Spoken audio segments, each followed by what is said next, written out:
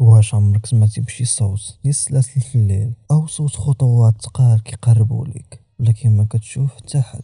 واش عمرك حسيتي بشي حاجه كتراقبك وانت بوحدك؟ واليوم غادي نحكيو على واحد من اخطر واغرب الاساطير في المغرب، اسطوره بغلة القبور او كما كيعرفوها البعض البغلاوه من السلاسل. هاد القصه ماشي غير حكايه، هاد القصه خلات اجيال كامله تعيش في الرعب. حتى اليوم كاينين الناس كيأكدوا بلي شافوها بعينيهم، ولكن الحقيقه وشكون هاد الكائن وعلاش كتستهدف الرجال بوحدهم؟ خليك معايا حتى الاخر، حيت غادي نشارك معاك التجربه الشخصيه ديالي اللي عمري غادي ننساها. ولكن قبل ما نبداو، الا كنتي من الناس اللي كيعجبهم هاد النوع ديال القصص الغامضه والرعب، دير لايك واشترك في القناه، حيت الفيديو الجاي غيكون اخطر من هادشي كامل. ويلا نبداو على بركه الله. قصه كتبدا في واحد الدوار صغير بعيد على الصداع، فين الليل كيكون كحل والسكات بشكل مخيف. كانت كاينه واحد المراه السمي ديالها زهره، وكانت معروفه بالجمال ديالها لدرجه ان الناس كانوا كيقولوا عليها ماشي من هاد الدنيا. تزوجت براجل خدام عسكري وكان كيغيب عليها بالشهور او الايام، حتى جا واحد النهار وجا الخبر اللي بدل حياة زهرة كاملة.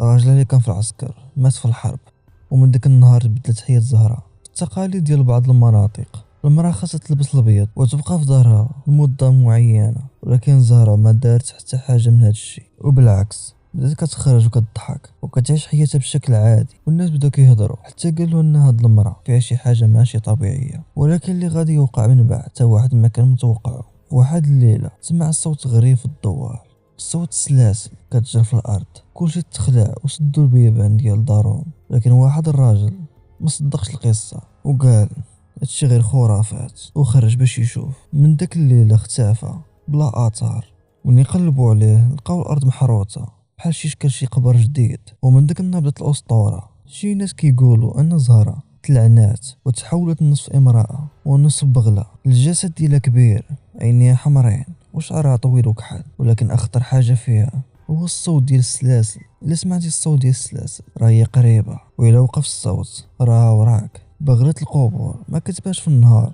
كتخرج غير بالليل، وخصوصا عند المقابر ولا الطرقان الخاليه اللي ما كيدوز منهم حتى واحد. ولكن السؤال الكبير اللي هو علاش كتستهدف الرجال بوحدهم؟ والجواب هو كيقولوا الناس القدام باللي كتنتقم من اي راجل كان كيظلم المراه ديالو او كيضربها او كيحتقرها.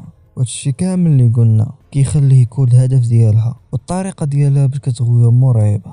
كتقرب للراجل وتبان ليه في الاول بحال المراه عاديه زوينه في وجهها ومكالميه، حتى كيقرب ليها وفجاه كتحول وتحط فوق ظهرها. كتبدا تجري بيه بواحد السرعه ماشي طبيعيه حتى للمقبره وكتدفنه هو حي. ولكن الغريب ان العيالات ما كتقربش ليهم نهائيا، وكانوا العيالات في داك الوقت كيستغلوا هادشي للصالح ديالهم. الا دار الراجل شي حاجه خايبه اليوم كيقولوا ليه الله يلاقيك بالبلا ديال القبور. ومع الوقت ولات الاسطوره كتكبر وكتزيد الشعبيه ديالها حتى وصلت لواحد المستوى اخر. الناس بداو كيقولوا انه ولات كتقدر تسيف فيئة انسان عادي، وكتجي كتدق البيبان في الليل وكتقول للناس عافاك عطيني شويه ديال الماء ولا شويه ديال الخبز. وبما ان المغاربه معروفين بالكرم كيدخلوها لدارهم، كتجلس معاهم كتضحك معاهم وكتبين الطيبوبه ديالها حتى كينعسوا.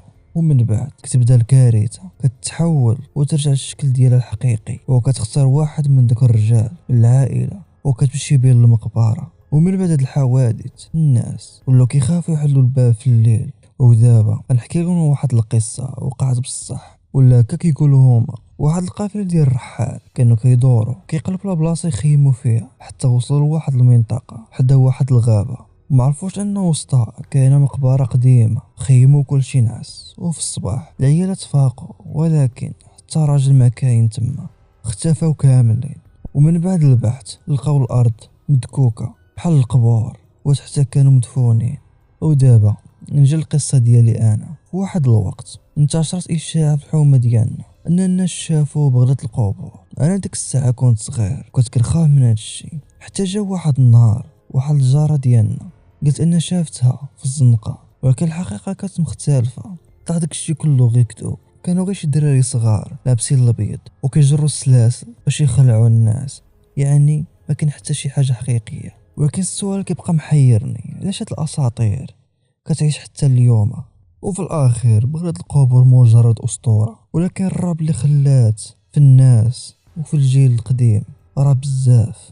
وإلا عجبك الفيديو ما تنساش تخلينا واحد لايك وكتب لينا شي كومونتير، ولا بغيتو واش نكملوا في هذا السلسله الاساطير، وشنو هي اكثر قصه خلعتك من كنتي صغير.